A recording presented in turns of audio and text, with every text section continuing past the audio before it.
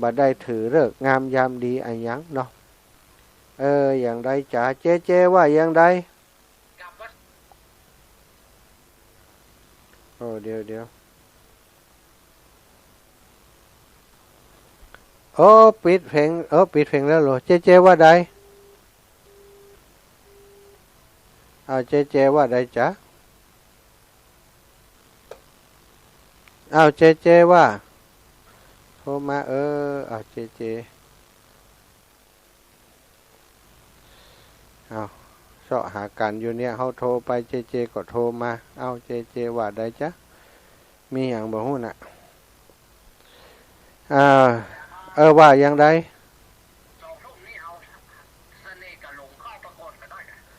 ก็มันบ่อยู่นะกะติดต่อแล้วอ่ะ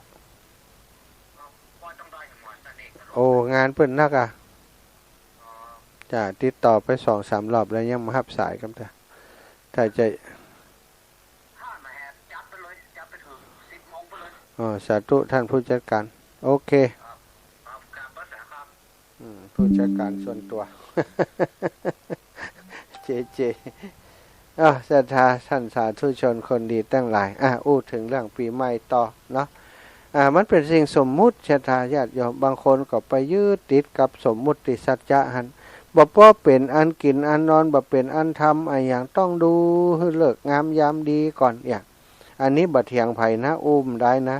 แต่พระพุทธองค์พระพุทธเจ้าพระองค์ว่าเลิกได้ก็ตามยามใดก็ตามถ้าเราทำความดีอันนั้นเรียกว่าเลิกงามยามดีจริงแต่ถ้าเลิกงามยามดีเพียงใดแต่เราบ่สนใจทำคุณงามความดีเลิกจะดีเพียงใดมันก็มีความหมายสักอย่างสักวันนี้มันเลิกบ่ดียามบ่ดีแต่เราทำคุณงามความดีเราช่วยเหลือสังคมทำประพฤติปฏิบัติธรรมรักษาศีล5รักษาศีล8ทำกิจกรรมอันเป็นบุญเป็นกุศลวันนั้นมันก็จะเป็นวันดีสำหรับเราแต่วันดีแต่เราทำกึดในสิ่งที่บ่ดีกึดจะเอารัดเอาเปรียบผู้อื่นกึดจะฆ่าสัตว์ตัดชีวิตเนี่ยมันกึดจะตัดช่องย่องเบาอย่างอีนะวันดีเลิกดีอย่างใดมันก็จะไปมีความหมายอย่างมันก็สถานวันจะดีอยู่ที่บ่ใจอยู่ที่วันนะวันมันบ่ดีมันบ่เสียคนเฮานี่ต่างหากที่ไปยึดเอาไปคิดเอาไปปรุงเอาไปแต่งเอาว่าวันนี้มันเป็นวันดีวันนี้มันเป็นวันบ่ดีก็มัน24 ชั่วโมงเหมือนกันนี่เนาะทำไมมันถึงเป็นวันนั่นวันนี้ล่ะมันก็แปลกดีก็เป็นเรื่องของสังคมที่เพิ่นกำหนดเอานะบ่ได้ว่าบ่ดี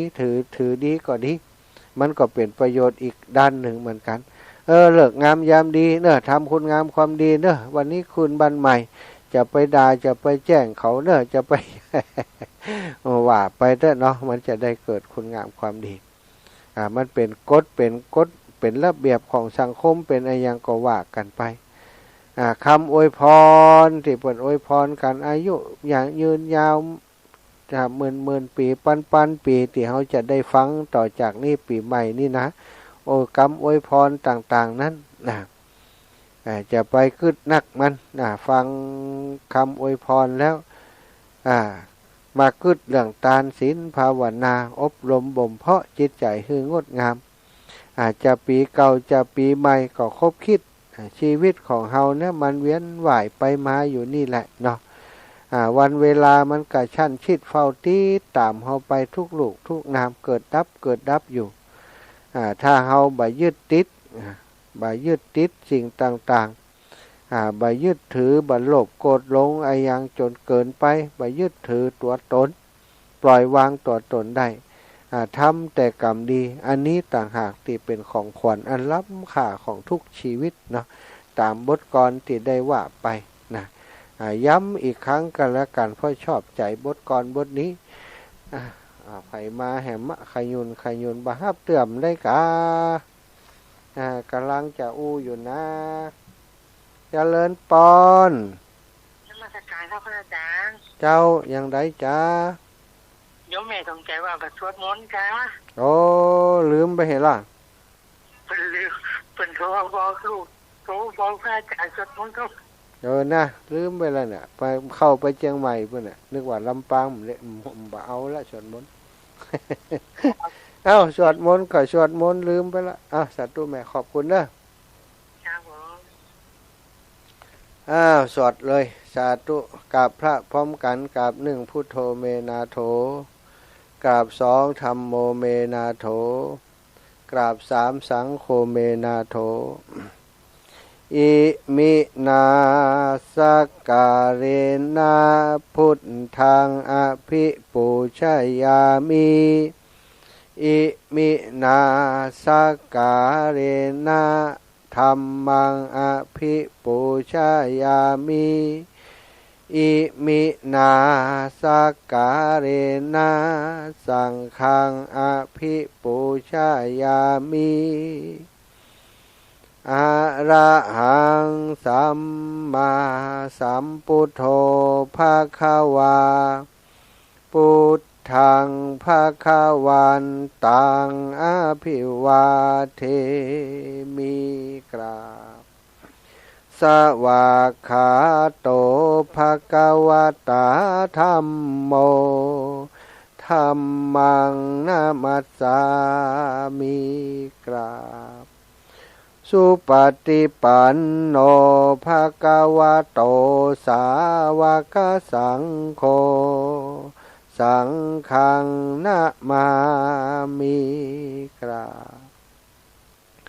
นะโมตัสสะภะคะวะโตอะระหะโตสัมมาสัมพุทธัสสะนะโมตัสสะภะคะวะโตอะระหะโตสัมมาสัมพุทธัสสะนะโมตัสสะภะคะวะโตอะระหะโตสัมมาสัมพุทธัสสะพุทธังสารนังกัจฉามิธัมมังสารนังกัจฉามิสังฆังสารนังกัจฉามิตุติยัมปิพุทธังสารนังกัจฉามิตุติยัมปิธัมมังสารนังกัจฉามิตุติยัมปิสังฆังสารนังกัจฉามิตาติยัมปิพุทธังสารนังกัจฉามิตาติยัมปิธัมมังสารนังกัจฉามิตาติยัมปิสังฆังสารนังกัจฉามิ อิติปิโสภะคะวะอะระหังสัมมาสัมพุทโธวิชชาจารณะสัมปันโนสุขโตโลกาวิทูอนุตตโรปุริสธรรมะสารทิสัทธาเทวมนุษย์สานังพุทโธภะคะวะติสวากขาโตภะคะวะตาธัมโมสันทิฏฐิโกอากาลิโกเอหิปัสสิโกโอปานาญิโกปัจจัตตังเวทิตาโพวินยูหิติสุปฏิปันโนภะคะวะโตสาวกสังโฆอุชุปฏิปันโนภะคะวะโตสาวกสังโฆยายาปฏิปันโนภะคะวะโตสาวกสังโฆยะทิทังจัตตาลิปุริสายุคานิอัตถะปุริสาปุคลาเอสาภะคะวะโตสาวกสังโฆอาหุนายโยปะหุนายโยทักขินายโยอัญชลิการนิโยอนุตตรังปุญญักเขตังโลกัสสติกราบพระพร้อมกันเนอศรัทธาญาติโยมทั้งหลายกราบหนึ่งพุทธังวรันตังสิรสานะมามิ ราบสองธรรมังวรันตังสิรสานะมามิกราบสามสังฆังวรันตังสิรสานะมามิไหว้พระสวดมนต์โดยการเรียบร้อยแล้วศรัทธาญาติโยมทั้งหลาย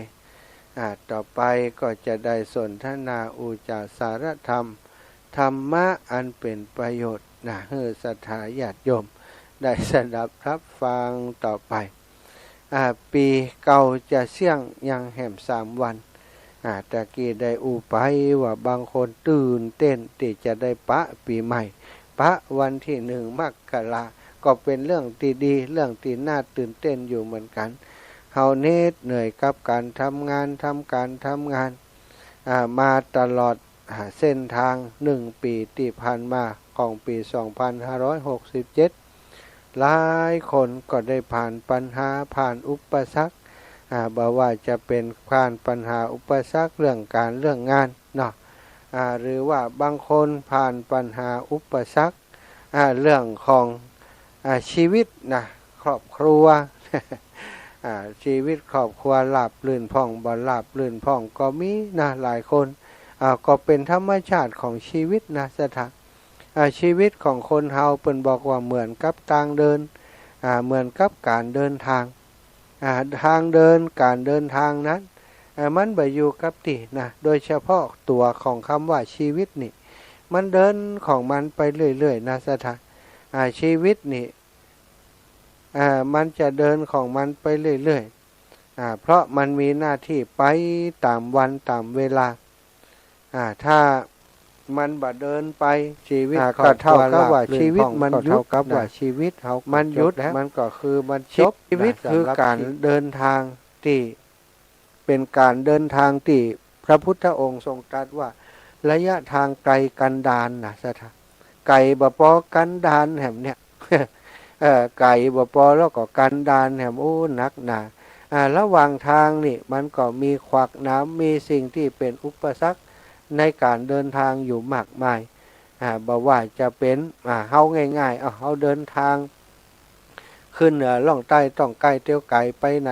ไปไหนมาไหนเนี่ยมันก็จะมีอุปสรรคของมันอยู่ถ้าเดินทางไปในที่ทุรกันดารตั้งมันก็เป็นหลุมเป็นบ่อบางทีเนี่ยเอาตังง่ายๆตังซุปเปอร์นี่แหละตังหลวงตังหนตังที่เฮา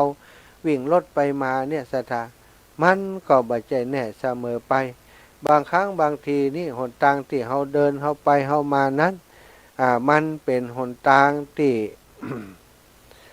มันเป็นหนทางที่เป็นหลุมเป็นบ่ออันนี้ก็เปรียบเสมือนชีวิตของมนุษย์คนเฮามันก็เป็นหลุมเป็นบ่อบางช่วงบางเวลานี่สถาบางเทื่อก็เจอทางเป็นหลุมเป็นบ่อบางเทื่อก็เจอทางที่ขึ้นเขาลงห้วยถ้าเปรียบเสมือนการขับรถการขับรถมันจะมีรถนี่สถานอกจากจะขับคือมันวิ่งไปข้างหน้ามันก็จะมีเกียร์ถอยด้วยนะรถดีๆนี่วิ่งไปตั้งหน้าอย่างเดียวบ่ได้ถ้าวิ่งไปตั้งหน้าอย่างเดียวถ้าไปจ้วนตัวไปชนกันรถเนี่ยใดสถาไปต่างแคบนี่ต่างคนต่างอยู่ที่แคบนี่ถอยกันต้องมีถอยรถคันหนึ่งนี่จะมีสิ่งที่รถจะต้องมีล้อรถเครื่องยนต์เครื่องหล่อเย็นเครื่องน้ำมันเชื้อเพลิงแบตเตอรี่ตัวกำเนิดไฟฟ้าสถานกระจกมองหน้ากระจกมองข้างไฟฟ้าส่องสว่างเครื่องอำนวยความสะดวกต่างๆมากมายอยู่ในรถในลาหันรถคันหนึ่งนั้นมีครบทุกอย่างแต่ถ้าขาดเบรกบ่มีไผซื้อรถคันนั้นแน่นอนรถที่ดีที่วิ่งเร็วจะต้องระบบเบรกก็จะต้องดีจะต้องสุดยอดเหมือนกันรถวิ่งดีแต่ระบบเบรกบ่ดีสถานมันก็บ่มีประโยชน์หยัง ถ้ารถจะดีนั้นนอกจากเครื่องยนต์ดีเครื่องยนต์แรงแล้วระบบอื่นๆก็จะต้องดีด้วยระบบอื่นก็จะต้องดีด้วยระบบไฟฟ้าส่องทางนี่กลางคืนนี่ต้องมีไฟฟ้าส่องทาง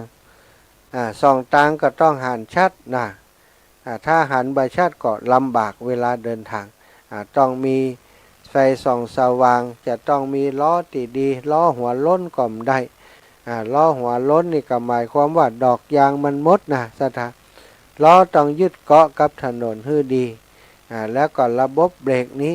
น้ำมันเบรกระบบเบรกก็จะต้องเสถียร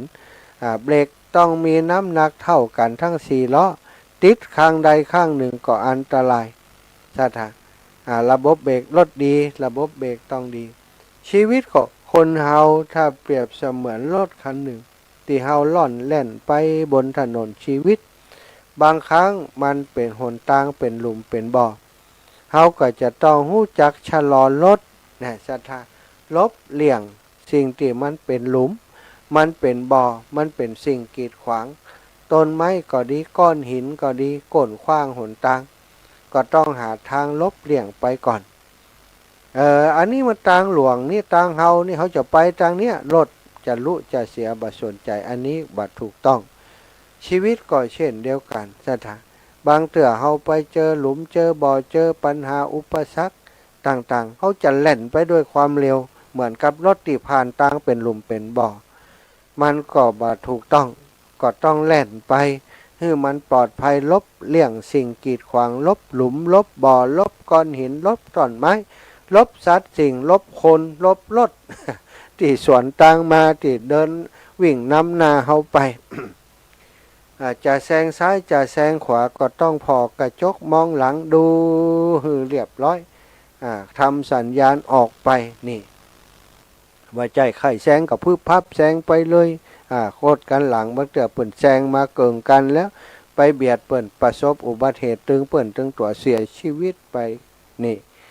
ต้องรอบคอบต้องระมัดระวังต้องรู้จักผ่อนสั้นผ่อนยาวต้องรู้จักเรียกว่ามีวินัยในการขับขี่ต้องรู้กฎรู้ระเบียบในการขับขี่ชีวิตก็เหมือนกันสถาต้องมีกฎมีระเบียบในการขับเคลื่อนชีวิตของเฮาไปเจออุปสรรคต่างๆก็ต้องหาทางลบหลีกอุปสรรคนั้น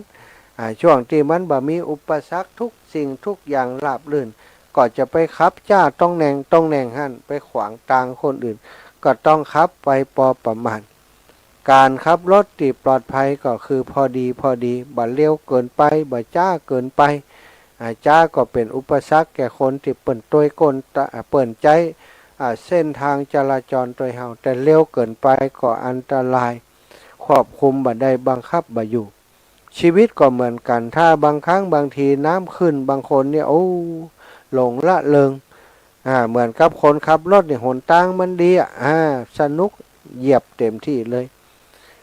เกิดปัญหาอย่างขึ้นมาเอาบัตรตันศรัทธาญาติโยมอันตรายชีวิตก็เหมือนกันชีวิตของเฮานี่มันราบรื่นทำธุรกิจอย่างต่างๆรู้สึกมันจะดีบางคนทุ่มทุนสร้างนะ ทำธุรกิจทำบ้านหลังแรกขายดีทำสัก10หลังใช่ไหมลงทุนจาก1หลังลงทุนปอนักต่อใดการขายก็ง่ายเพราะไปเปิ่นมีหลังนี่หลังเดียวนี่ไปหลายๆคน10คน คนนั้นสนใจก็มาซื้อไป ถ้ามี10หลังซะละ การบริหารก็ยากขึ้นนะการก่อสร้างก็ยังการยากขึ้นเอาไปเอามาถ้าขายบ่ได้ถึง10หลังลงขายได้2-3หลังอันนั้นที่ขายบ่ได้ก็จะขาดทุนนี่ก็เป็นสิ่งหนึ่งถ้าการลงทุนการขายการลงทุนต้องดูลู่ทางต้องดูช่องทางดูว่าเหตุการณ์มันเป็นอย่างใดสิ่งแวดล้อมของธุรกิจเป็นอย่างใดก็ทำไปตามระบบไปตามระบบก็ทำไปอย่างรอบคอบเหมือนกับการขับเคลื่อนชีวิตบางครั้งเดินทางไปมีอุปสรรคก็ต้องรู้จักห้ามเบ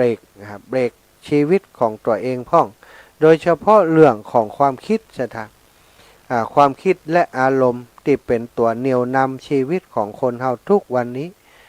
ต้องการโน้นต้องการนี้บ่ได้อย่างที่คิดที่หวังบางคนก็ดันทุรังจะทำให้ได้ก็เหมือนกับคนที่สภาพรถบ่ดี มันไปบ่ได้ก็จะไปให้ได้ตั้งเป็นหลุมเป็นบ่อน้ำท่วมอะไรยังก็จะไปให้ได้สุดท้ายมันก็ยังได้สุดท้ายก็คือปากันไปตายปาชีวิตตัวเก่าไปถึงจุดจบบางคนไปถึงจุดจบก่อนวัยอันควรทำธุรกิจกำลังรุ่งเรืองแต่โดยความใจห้อนเกินไปอยากหล่ำอยากรวยเกินไปฟังคนนั้นฟังคนนี้ลงทุนในสิ่งที่บ่ถูกต้องสุดท้ายก็จบข่าวไปติดหนี้ติดสินก็มีอันนี้คือการบ่ฮู้จักห้ามเบรกชีวิตของตัวเองคนเฮาถ้าบ่มีเบรกตัวเก่านี้ลำบากซะท่าที่หมู่เฮาตั้งหลายได้ผ่านชีวิตมาถึงวันนี้อีป่อยอีแม่บางคน90บางคนเกือบ100ก็มีที่ฟังรายการแต่ละคนนี่ผ่านประสบการณ์ที่ต้องใช้ความอดทนต้องเบรกกับสิ่งต่างๆที่มาหาชีวิตของเฮาอยู่ตลอดเวลาเบรกกับอารมณ์ที่แบบพึงพอใจจากคนรอบข้างจากคนใกล้ชิดจากคนอื่นจากคนที่บ่ฮู้จักนะจากอย่างต่างๆมากมายอดทนอดกลั้นข่มจิตข่มใจตัวเองไว้ได้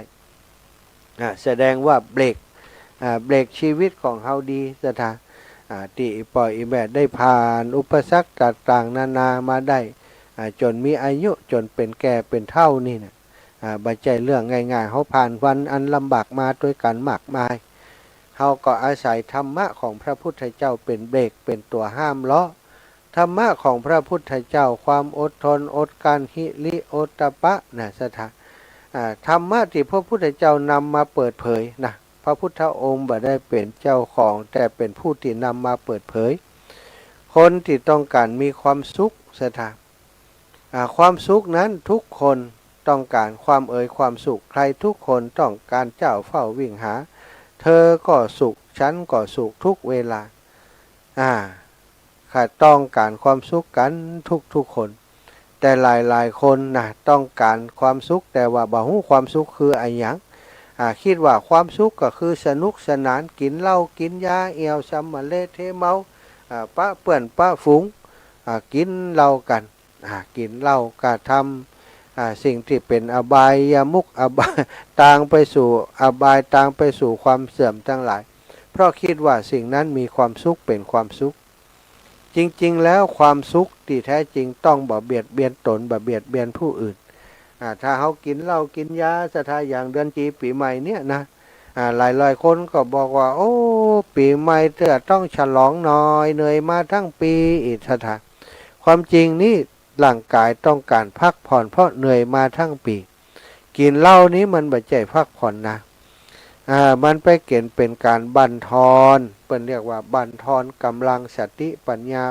บั่นทอนกำลังกายกำลังใจตัวเก่ากินเหล้านักไปหมดเหลี่ยวหมดแรงบางคนเป็นว่ามันแห้งเนี่ยยังบ่ได้ถ้ากินเหล้านักก็จะเป็นอย่างนั้นสถานญาติโยมกินเหล้าวันหนึ่งเมาไป3 วันเนี่ยหยุด4 วันมาถึงบ้านกินเหล้านอน3 วัน หรือบางคนกินเหล้าถึง3 วัน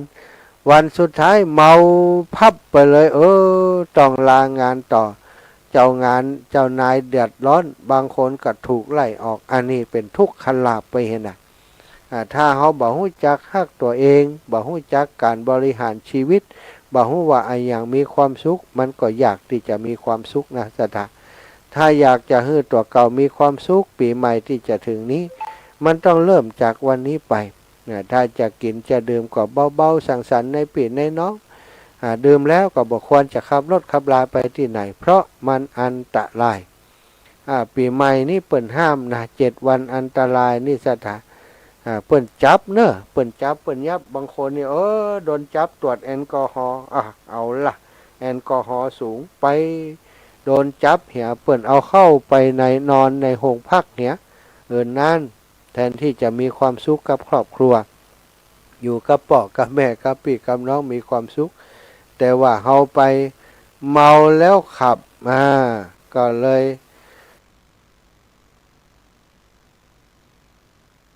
บ่ได้กลับบ้านอย่างสบายดีกลับไปอยู่นอนในห้องขังไปเหี่ยนะอันนี้ก็คือสิ่งที่เฮาทั้งหลายควรระมัดระวังอย่างคือมันเกิดขึ้นกับเฮากับครอบครัวเฮา กลับมาบ้านมาจองกวนที่จะฮื้อป่อฮื้อแม่ลูกหลานมาบ้านมาจองฉีดวัคซีนไว้เลยวันผูกจะตานก็เข้าน้ำผูกใจเนี้ยนั่นเนี้ยนี่นะลูกเนอะลูกพังไปไหนแต่เนอะพังกินเหล้าแต่เนอะถ้าเขากินเหล้าก็เอาน้อยๆเนอะลูกเนอะนะจะมีนั่นมีนี่ก็ว่าไปนะศรัทธาอีป่ออีแม่ตั้งหลายถ้าหากเฮาตั้งหลายปาลูกปาหลานทำสิ่งเหล่านี้ทำคุณงามความดีปาเขาสร้างคุณงามความดีอันนี้คือการสร้างภูมิคุ้มกันคือกับเขาอาตมาภาพนี้ปีใหม่นี้ตัวเจ้านี้บอกค่อยได้อยู่กันนะสถานงานกินงานตานงานบุญงานกุศลมีนักนะนี่อาตมาเซตจากงานวัดบรรพตสถิตกับมาติวัดทุ่งโป่ง2-3 วันที่วัดบรรพตสถิตเล่งงานสถาญาติโยมทำงานฮักโหมไปหน่อยตีลักจดลักเนี่ยนุ่นเนี่ยนี่ดับแบกไม้แบกทอก วันเดียวนี้แต่ว่านี่จะมาเอาเปิ่นนักเนาะมาเตรียมงานทำสถานที่ที่เปิ่นจะวางศิลาฤกษ์ตลอดถึงวันนี้ตัวนี้ก็เตรียมสถานที่แห่งตอนนี้แขนทั้งสองข้างยกเกือบบ่ขึ้นแล้วสถานเกิดการอักเสบที่บริเวณหลุมกระดูกไขปลาล่ามาสักหน่อยเนี่ยบัดตอนนี้เจ็บเลยสถาน มันอักเสบต้องไปกินยาแก้อักเสบแห่งละอันนี้ก็โหมงานนักไปหน่อยหลายคนว่าอาจารย์บะฮักตัวเก่าฮักเหมือนกันแต่ว่างานมันจำเป็นต้องทำใจคนอื่นบางเตื่อเปิ้นก็มีการของเปิ้นบางเตื่อเปิ้นก็มีการของเปิ้นก็ต้องทำเองอย่างทำได้เองก็ทำเองแต่บางอย่างบอกนะเนาะมันก็นักไปหน่อยทำเองมันก็เลยเจ็บเองทำเองเจ็บเองนะตอนนี้เข้ากรรมลูกขมูลเป็นโสสานกรรมสถาติสุสานปัจจาบันทุงโป่งหมู่หนึ่งก็จะนำสถาญาติโยมเปิ่นสร้างเมนเนาะสร้างคือเปิ่นสร้างไว้ที่ประจำหมู่บ้านนี้ถ้าบ่สร้างช่วงนี้ต่อไปเล็กปูนยังก่อแป้งกาแรงก่อแป้งมันก็จะลำบากในอนาคตต่างหน้าก็เลยจวนท่านผู้นำครูบาอาจารย์ที่หมู่บ้านนี้วัดทุ่งโป่งนี้ปาการสร้างกันทำตอนนี้อยู่ในขั้นตอนของการถอนพื้นที่ถอนไปแล้วเนาะแต่วันก่อนก็เข้ากรรมวันนี้ก็เข้ากรรม2 คืนเพราะว่าครูบาอาจารย์เปิดติดงานกันนักแล้ววันที่29วันพรุ่งนี้จะทำการวางศิลาฤกษ์สถาก็บ่มีเวลาประกาศให้ศรัทธาญาติโยมร่วมบุญหอมบุญกันนักมันเป็นงานสำคัญก็อยากจะให้มีส่วนร่วมบุญด้วยกันคนเล็กคนน้อยเนอะบัดต้องถึง100ถึงปัน10 ซาวอาตมาก็พอใจแล้วเพราะมันเป็นการทำบุญส่งท้ายปีสะเดาะเคราะห์ต่อชะตาเปิ้นซื้อผ้าห่มศพเนาะศรัทธาเปิ้นช่วยเหลือทำล้างป่าช้ากาทำเผาศพบ่มีญาติต่างๆนี่เปิ้นได้บุญได้กุศลกันเปิ้นทำกันนักหนาบางคนมีสตางค์สร้างเมนไปหืดสถานที่ต่างๆอาตมาก็เลยว่าโอ้ปีสิ้นปีนี้จากจะสะเดาะเคราะห์ต่อชะตาให้ศรัทธาญาติโยมเลยนำศรัทธาญาติโยมเปิ้นสร้างเมนเนาะตอนนี้อยู่ในขั้นตอนที่จะวางศิลาฤกษ์วันพรุ่งนี้ช่วงนี้อาตมานิมนต์ครูบาอาจารย์เปิ้นมาเข้ากรรมโสสานกรรมที่สุสานปัจจาจะมาแปลงตูปก่มตันก็เลยเอาเต้นเนี่ยศรัทธาเต้นที่เปิ้นปฏิบัติธรรมนั่งสมาธิได้ปฏิบัติธรรมนำที่ตัวไปที่ไหนได้หมดเนี่ยราคาจริงๆราคา1,200แต่เขาซื้อจำนวนเยอะ10ก็เกือบ20หลังศรัทธาเปิ้นฮื้อได้ตีหลังละ898 บาทนะ898อันนี้เป็นชื่อของงั้นเป็นราคาเต้นนะ898ก็ซื้อมาอยู่15หลังศรัทธาตอนนี้มีเจ้าภาพไปประมาณ7-8หลังละก็มีศรัทธาญาติโยมหลายท่านหลายคนเป็นแจ้งมาบ่แรงนี้อีแม่ขอเป็นเจ้าภาพหลังนึงเน้ออีนะแม่จันผาเรือนงามก็อย่างเนาะแม่จันผาเรือนงาม1หลังเนาะแม่เนาะแล้วก็แม่สุขคำป่าแล้วบุญเทียมคำป่าแล้วเดี๋ยวได้พอในอันนี้ก่อนเนอะพอมตันแล้วก็เปิดส่งชื่อมานี่พอกำเนาะศรัทธาพังโทษเนอะเดี๋ยวขอกำขอเปิดส่งมาให้แล้วเนาะแม่สุขคำไปแล้วเปิดมีไผ่พอแม่บัวเย็นจันทบเปิดก็เอากับคณะญาติธรรมของเปิด1หลังแม่ปราณีชัยวงศ์ แม่ปานีชัยวงศ์แหมจะได้ให้แม่200จ้ะ200กับ100หมู่นะรวมบุญมาอีน้องลูกของโยมแม่น้องสุขคำไปแล้วส่งไปมาที่ไหนน้องสุขคำไปแล้วไหว้สาพระอาจารย์เจ้าแม่ฝากทำบุญติดสร้างเมนวัดทุ่งโป่ง600 บาทร้อยตำรวจโทยุทธชัยแม่นิตยาภักดีพร้อมครอบครัวลูกหลานทุกคน600 บาทสาธุนะแม่เนอะอันนี้อันงานเดียวกันกับแม่นี่แหมนางสาวพัชรีภักดีนายทีละนันสิริกุลเวโรจน์นะรวมบุญแหม500 บาทอันนี้น่าจะรายการเดียวกันนี้น้องก้อยคำป่าแล้วนี่เหรอก้อยคำป่าแล้วก้อยคำป่าแล้วส่งปินจรินมาทุกปีพ่อม้วนใจวันนะแม่จำลองนางคำเหมยใจวันนะนางสาวนัทธิยาใจวันนะนายนัทพลใจวันนะนางคำหมายป้อสายนางบัวคำอินถาสารแม่เลี่ยมป้อสายนางสาวรัตติการนางสาวพรทิวาอินถาสารอุทิศไปหาแม่บุญรัตน์แม่น้าวเนาะใจวันนะป่อสู้คำอินถาสารและเจ้ากรรมนายเวรอันนี้ก็เหมือนตานกุฏิเหมือนกันเนื้อสัทธาเพราะว่าเอาเพื่อเปิดปฏิบัติธรรมเป็นซุ้มเนาะแล้วก่อนนี้ชุดหนึ่งรายชื่อเต้นแพะดอนตันแม่สุขคำป่าแล้วแม่สายป้อสายแม่หอมสีชัยตันร้อยตรีบุญเรืองนางสุภัตตาจันตะวงศ์อุทิศไปหาพ่อหลวงกองคำแม่หลวงมุงคำป่าแล้วพ่อแก้วพ่อมุนคำป่าแล้วร้อยตำรวจตีเดียวคำป่าแล้วเจ้ากรรมนายเวรนะอันนี้โยมน้องก้อยส่งมาแล้วเนาะขอบใจขอบคุณขอบใจเนอะขอบคุณขอบใจเป็นอย่างสูงแล้วก็มีหลายคนเปิ่นหอมมาโจทย์แล้วก็มันอยู่ที่พุ่นน่ะอยู่ที่สุสานพุ่นน่ะรายชื่อสถานที่จดนะอยู่พุ่นน่ะนึกอย่างนึกบ่ออกแล้วแต่ขอบคุณนะสถานที่เป็นเจ้าภาพมากระเดียววันพุธออกรายการถ้าวันอื่นที่ออกรายการจะแจ้งให้ทราบกันแล้วกันเนาะสำหรับศรัทธาญาติโยมที่เป็นร่วมบุญเป็นเจ้าภาพเป็นเจ้าภาพเต็นท์ที่คือพระคุณเจ้าอาตมาจะถวายเพิ่นเลยเนอะศรัทธาเอาเต็นท์นี่ถวายครูบาอาจารย์ที่มาปฏิบัติธรรมนี่ไปเลยเพิ่นจะได้ใช้ประโยชน์ในการเข้ากรรม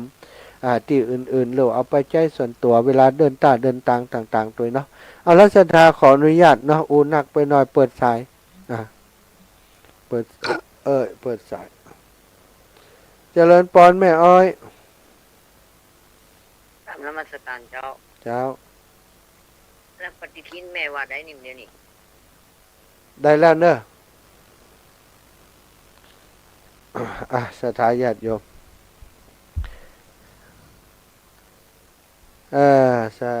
ก็สำหรับปฏิทินสถาที่ลำปางตอนนี้ได้มาแล้วก็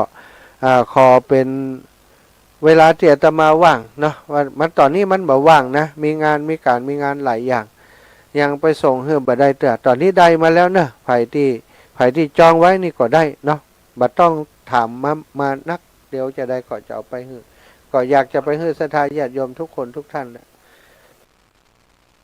ถวายความเคารพตุลุงครับ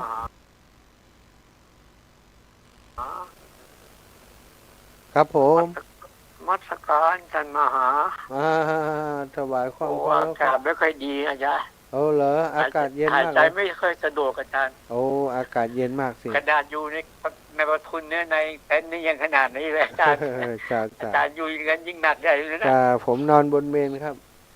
สู้ๆนะอาจารย์นะสาธุครับตุลุงดีชอบฟังขอบคุณครับตุลุงครับขอบคุณมากเลย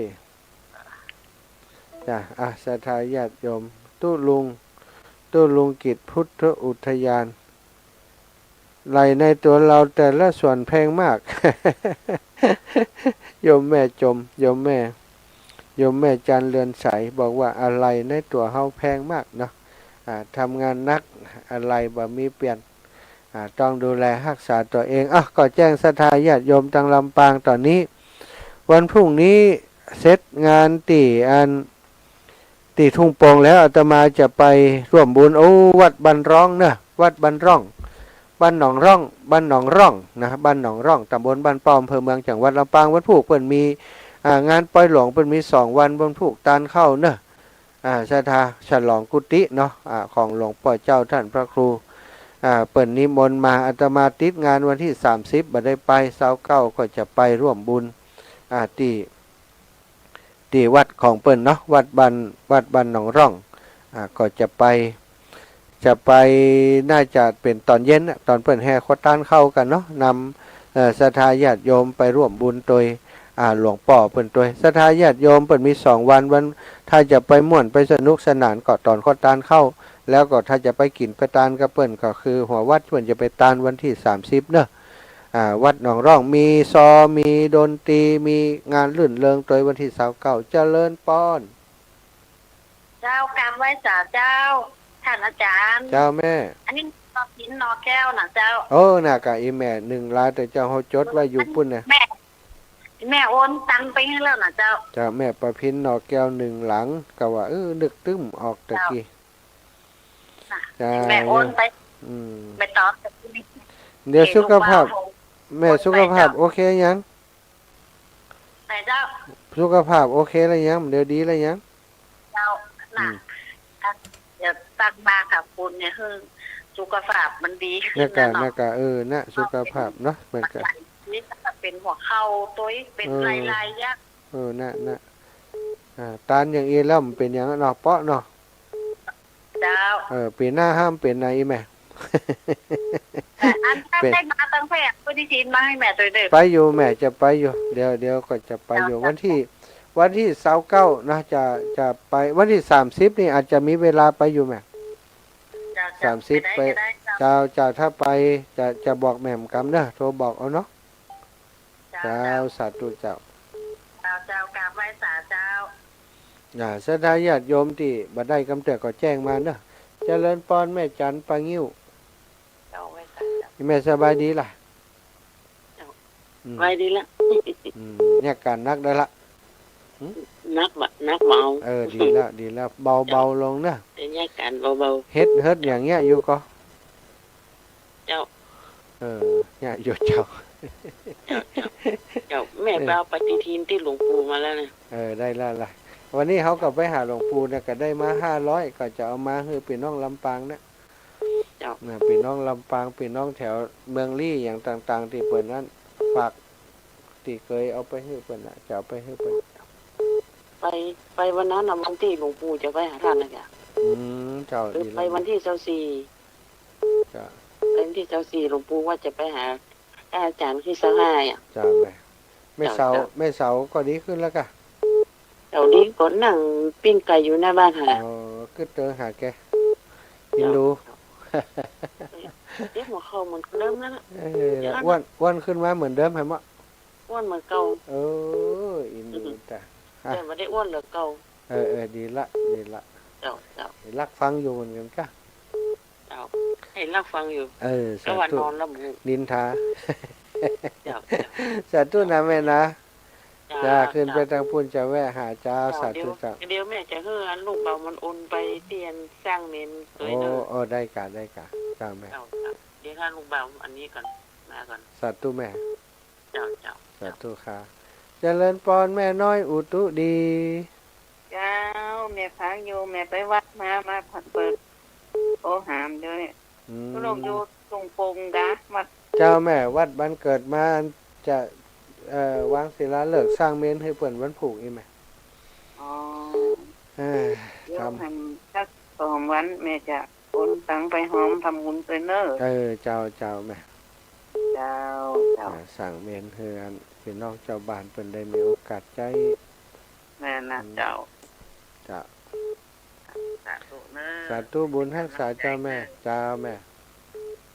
เขาคือขานแหกแขนหายเร็วๆเนอะลูกเจ็บนิ่มเดี๋ยวอักเสบเจ็บ นั่นกะหัวหูตัวนั่นน่ะ สาธุเจ้าเจริญปอนแม่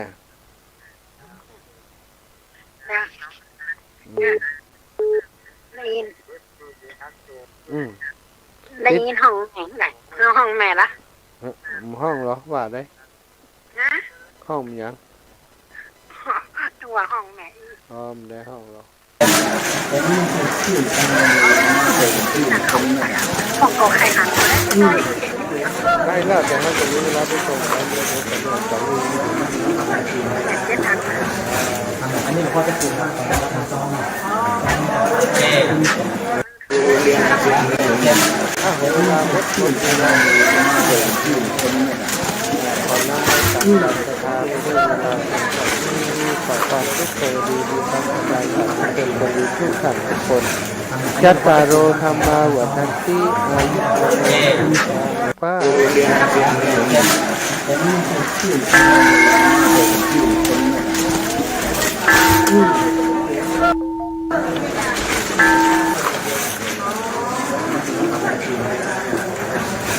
อันนี้หลวงพ่อจะปลูกบ้านของเราทำซ้อมอ่ะ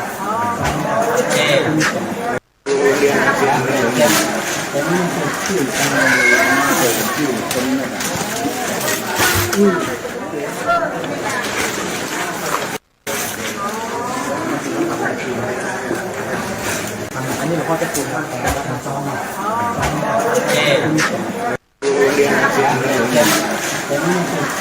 อ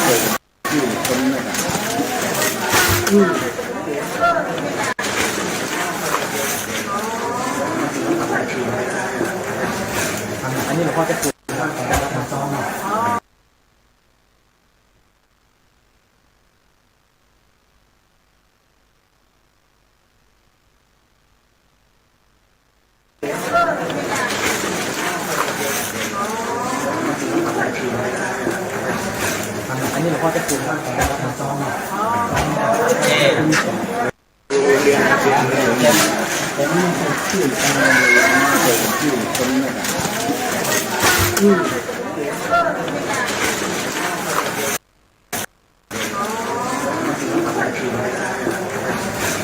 อันนี้หลวงพ่อจะปลูกบ้านของเราทำซ้อมอ่ะ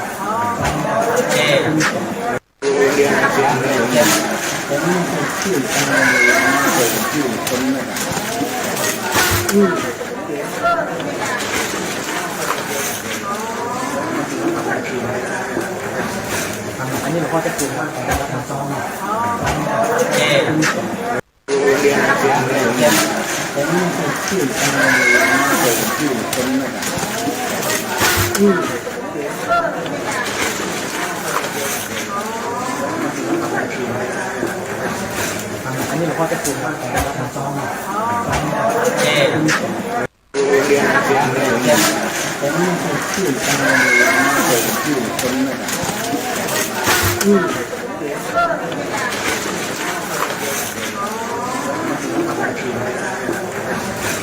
อันนี้หลวงพ่อจะปลูกบ้านของเราทำซ้อมอ่ะ